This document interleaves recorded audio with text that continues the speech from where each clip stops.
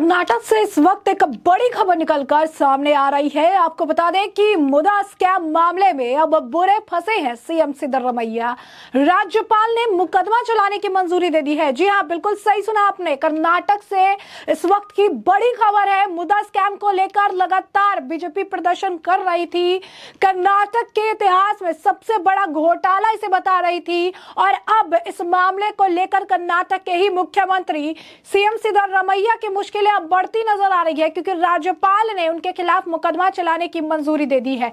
तो क्या है ये पूरा स्कैम, किस तरीके से इस मामले में सीएम के परिवार का निकल कर आया है कनेक्शन और अब राज्यपाल के मंजूरी देने से क्या होगा, तो सीएम सिद्धरमैया को नुकसान विस्तार से समझ लेते हैं। तो मुदा मामले में कर्नाटक के मुख्यमंत्री सिद्धरमैया बुरी तरह से फंस गए हैं। भाजपा ने उनके खिलाफ मोर्चा खोला हुआ है और अब राज्यपाल ने भी सीएम के खिलाफ मुदा स्कैम मामले में मुकदमा चलाने की अब मंजूरी दे दी है। राज्यपाल थावरचंद गहलोत ने बीते दिनों मुदा के कथित भूमि घोटाले में मुख्यमंत्री के खिलाफ मुकदमा चलाने के लिए कैबिनेट की राय मांगी थी, जिसके बाद गुरुवार को ही मंत्री परिषद की बैठक हुई, जिसमें राज्यपाल को कारण बताओ नोटिस वापस लेने की सलाह दी गई। साथ ही मंत्री परिषद ने इसे बहुमत से चुनी गई सरकार को अस्थिर करने की कोशिश करार दिया है। हालांकि राज्यपाल ने कानूनी विशेषज्ञों से इस संबंध में राय ली, जिसके बाद राज्यपाल ने मुख्यमंत्री के खिलाफ मुकदमा चलाने की मंजूरी दे दी। इस मामले में शिकायतकर्ताओं ने मुदा मामले में भ्रष्टाचार निवारण अधिनियम 1988 की धारा 17 और 19 और भारतीय नागरिक सुरक्षा संहिता 2023 की धारा 218 के तहत मुख्यमंत्री के खिलाफ मुकदमा चलाने की मंजूरी मांगी थी। भ्रष्टाचार विरोधी कार्यकर्ता टीजे अब्राहम समेत कई अन्य कार्यकर्ताओं का आरोप है कि मुदा घोटाले में अवैध आवंटन से राज्य का जो खजाना है उसमें से 45 करोड़ रुपए का नुकसान हुआ। शिकायत में सीएम सिद्धरमैया, उनकी पत्नी, बेटे और मुदा के आयुक्त के खिलाफ मुकदमा चलाने की मांग की गई है। अब ऐसे में ये पूरा स्कैम क्या है, क्योंकि इस स्कैम में सीएम का परिवार फंस रहा है, उनकी पत्नी और इससे जुड़े लोग फंस रहे हैं। तो ये पूरा स्कैम क्या है, इस घोटाले में परिवार का नाम कैसे आया है, विस्तार से थोड़ा ये भी जान लेते हैं। तो बता दें आपको कि सिद्धरमैया की जो पत्नी है पार्वती, उनके पास मैसूर जिले के केसारे गांव में 3 एकड़ और 16 गुटा जमीन थी। ये जमीन पार्वती के भाई मल्लिकार्जुन ने उन्हें गिफ्ट में दी थी। इस जमीन को मुदा के विकास के लिए अधिग्रहित किया था और इस जमीन के बदले पार्वती को 2021 में विजयनगर क्षेत्र में कुल 38,283 वर्ग फीट के प्लॉट दिए गए थे। ये प्लॉट दक्षिण मैसूर के एक प्रमुख इलाके में है। आरोप है कि विजयनगर के प्लॉट का बाजार मूल्य केसारे से उनकी मूल जमीन से बहुत ज्यादा है, जिसके कारण बीजेपी ने घोटाले का आरोप लगाया। पार्वती को यह जमीन पूर्ववर्ती बीजेपी शासन के दौरान आवंटित की गई थी। कर्नाटक में विधानसभा सत्र से ठीक पहले यह पूरा विवाद सामने आया। मैसूर शहरी विकास प्राधिकरण पर हजारों करोड़ रुपए की भूमि के बदले भूमि आवंटन के मामले में अनियमितता के आरोप लगाए गए। सीएम सिद्धरमैया की पत्नी पार्वती भी जमीन के बदले जमीन पाने वाली लाभार्थियों में से एक है, जिसे अवैध रूप से जमीन आवंटित किए जाने का आरोप है। रिपोर्ट के अनुसार चूंकि पार्वती की 3 एकड़ जमीन मैसूर जिले के केसारे गांव में थी, मुदा ने इस जमीन के अधिग्रहण के बदले मुआवजे के तौर पर विजयनगर में जो जमीन दी वो पॉश इलाका है और इसीलिए इसका जो बाजार का मूल्य है वो मैसूर जिले के केसारे गांव की तुलना में कई ज्यादा है।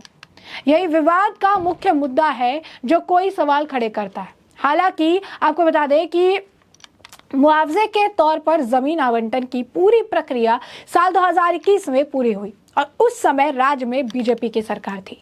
जमीन की कीमत से कम मुआवजा जो है मिला था। सीएम सिद्धरमैया के कानूनी सलाहकार एएस पोन्नन ने कहते हैं कि 50:50 नियम के तहत पार्वती को विजयनगर में वैकल्पिक जमीन दी गई थी। ये जमीन केसारे गांव में उनकी मूल जमीन की तुलना में बाजार मूल्य में बहुत कम थी।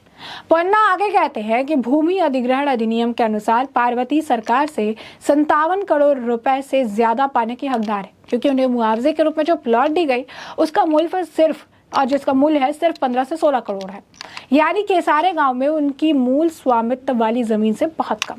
अगर कीमत वाली जमीन मिली तो इसे स्वीकार क्यों किया गया? इस सवाल पर सीएम कानूनी सलाहकार कहते हैं कि परिवार अब और लड़ना नहीं चाहता था या उस जमीन को पाने में देरी नहीं करना चाहता था जिससे वो हकदार थे, इसीलिए सरकार से मुआवजा के तौर पर विजयनगर साइट के लिए समझौता किया। एएस पन्ना ने कहा कि जमीन के बदले जमीन मामले में पार्वती को नुकसान हुआ। केसारे में पार्वती की जो है 1,48,104 वर्ग फीट जमीन अधिग्रहित हुई थी। मुआवजे के रूप में उन्हें दक्षिण बैसूर में विजयनगर में 38,284 वर्ग फीट जमीन मिली थी। ये भी कहा जा रहा है कि सरकार पर पार्वती का 57 करोड़ रुपए बकाया हो गया था। 50:50 स्कैम क्या है? 2020 में मुदा द्वारा लाए गए 50:50 नियम के अनुसार जिसकी भूमि अधिग्रहित होती है वो विकसित भूमि में 50% साइट पाने के हकदार है, बाकी बिक्री के लिए होगा। 50:50 योजना पर विवाद बढ़ा तो शहरी विकास मंत्री बिरथी सुरेश को 2023 में इस योजना को रद्द करने के लिए मजबूर होना पड़ा। आरोप है कि निरस्तीकरण के बाद भी जो लोगों की जमीन अधिग्रहित हुई उन्हें 50:50 योजना के तहत साइटें आवंटित की गई थी। बीजेपी नेता आर अशोक के मुताबिक बड़ी संख्या में जमीनें उन प्रभावशाली लोगों को आवंटित की गई जिन्होंने खुद की जमीन अधिग्रहित होने का दावा किया था। इससे सरकार को हजारों करोड़ रुपए का भारी नुकसान हुआ। बीजेपी सिर्फ झूठे आरोप लगा रही है। इस संबंध में खुद सिद्धरमैया कहते हैं कि 2014 में जब मैं सीएम था तो पत्नी ने मुआवजे के लिए आवेदन किया। हालांकि मैंने अपनी पत्नी को ये कहते हुए इनकार कर दिया था कि जब तक मैं सीएम हूं तब तक मुआवजे के लिए आवेदन दायर ना किया जाए। बाद में 2020-21 में बीजेपी की सरकार थी तब पत्नी ने मुआवजे के लिए आवेदन दायर किया और सरकार ने उन्हें जमीन आवंटित की। बीजेपी सिर्फ मेरे खिलाफ झूठ आरोप लगाने की कोशिश कर रही है। सिद्धरमैया ने कहा था कि मुदा के 3 एकड़ और 16 गुटा जमीन का अधिग्रहण किया जिसकी कीमत 60 करोड़ थी। हमारी जमीन पर भी कब्जा हो गया था, इसलिए उन्होंने मुदा में हमें प्लॉट दिया। मुदा को हमें जमीन के बदले जमीन देनी चाहिए। हमने कोई विशेष क्षेत्र नहीं मांगा था, हमारी जमीन को पार्क बना दिया गया था। क्या मुझे अपनी जमीन छोड़ देनी चाहिए? गलती किसकी है? क्या मैं दोषी हूँ? राज्य में सत्ता किसकी थी? सिद्धरमैया का कहना था कि मुदा चाहे जो भूमि वापस ले सकते हैं लेकिन इसके लिए उसे मुआवजा देना चाहिए। मौजूदा नियम के अनुसार जमीन के बदले जमीन के लिए मूल जमीन का 50% मुआवजा दिया जाना चाहिए। उन्होंने मामले की जांच का जिक्र किया और कहा कि शहरी विकास मंत्री बिरथी सुरेश ने जांच कर रिपोर्ट सौंपने के लिए 2 IAS अधिकारी की नियुक्ति की है। सीएम ने कहा मेरी पत्नी का मामला गड़बड़ी का केस नहीं है। बीजेपी ने बताया इसे बड़ा घोटाला। वहीं अधिकारियों का कहना है कि 50:50 योजना के तहत जिस व्यक्ति की अविकसित भूमि अधिग्रहित की जाती है उसे बदले में करीब 11,000 वर्ग फीट विकसित भूमि मिलती है। कर्नाटक बीजेपी इसे बड़ा घोटाला बताया और आरोप लगाया कि मध्यम और निम्न मध्यम वर्ग के 85,000 आवेदकों को जमीन नहीं मिली, लेकिन सीएम के परिवार को तुरंत एक जगह दे दी गई।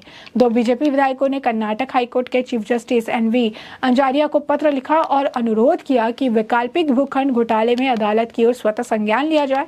कथित घोटाले के सिलसिले में सिद्धरमैया की पत्नी, उनके भाई मल्लिकार्जुन और एक अन्य व्यक्ति के खिलाफ पुलिस में शिकायत दर्ज कराई गई थी। बीजेपी नेता अशोक और CT रवि ने आरोप लगाया था कि सिद्धरमैया की पत्नी पार्वती को उनकी जमीन के बदले मुआवजे के रूप में मैसूर के अन्य पौष इलाके में मुदा द्वारा वैकल्पिक जमीन आवंटित की गई थी। बीजेपी ने यह भी आरोप लगाया था कि कई प्रभावशाली लोगों को बड़ी संख्या में जमीन आवंटित की गई जो जमीन अधिग्रहित होने का दावा कर रहे हैं।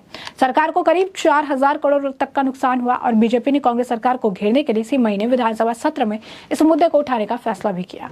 तो ऐसे में साफ तौर पर अगर आप देखेंगे तो मुद्दा स्कैम में सिद्धरमैया की मुश्किलें जो है वो बढ़ रही है। हमने आपको पूरी बैक स्टोरी बताई है कि किस तरीके से ये स्कैम सामने आया है और किस तरीके से स्कैम में सिद्धरमैया और उनके परिवार का इन्वॉल्वमेंट देखने के लिए मिल रहा है। बीजेपी का क्या टेक था इस पूरे मामले को लेकर और अब इस मामले में सिद्धरमैया की मुश्किलें बढ़ रही है क्योंकि राज्यपाल ने इस मामले में मुकदमा चलाने की मंजूरी दे दी है।